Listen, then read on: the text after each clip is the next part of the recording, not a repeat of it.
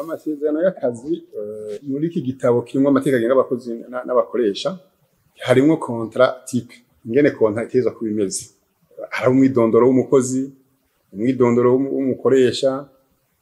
haraba ivyo mwumvikanye amafaranga azokorera gice kizogenda muri NSS ari ama avantage bita nka indemnité ari indemnité de logement ari indemnité de déplacement byose bisanga ko amasaha yo gukora ku munsi durasanga ko amasaha atarenza mu ndwi kuko nk'amasaha yo gukora ku ndwi ntarenga amasaha 40 donc ni bati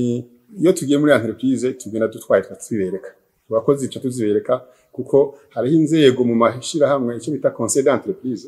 hari conseil d'entreprise urimo abaserukira abakoresha n'abaserukira abakozi kugira ngo bakunda kuza barigira hamwe ingene ishiramo yotera imbere abantu rero ibi baravyigishwa ko abantu asoke bakoze bakabereka kontra yikwije ingene bimeze kuko nakwe nti hajya na hata amasezerano yanditse babaha ivyo bavuganye byo baba bivuganye imbere yaho baremera amasezerano oral atanditse ariko muri gitabo gishashe amategeko y'abakozi n'akazi kontra kiza kuba écrit yanditse ko niho byoroshe kuyifatira ko kugira ngo urabe ko umuntu yakoranye kitakomeje ntabwo rero nti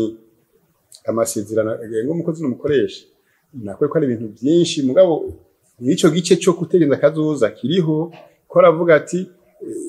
pari izogenda mu kumuteza kazoza abakozi naya hariho nuko umuntu uze umukoresha teza kuvuza umukozi kerekana nka mutualité bateza kuzoza barivuza nk'abakozi byose birimo donc nta kintu kintu batavuga kujanye baravuga ingene bazokorana ingene bazohembwa amasaha yo gukora ayo kuruhuka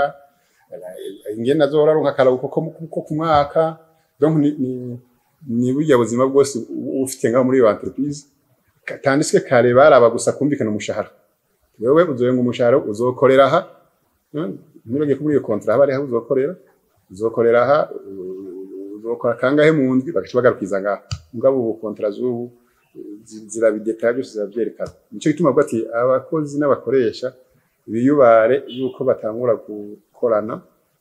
hari amasezerano kandi yanditse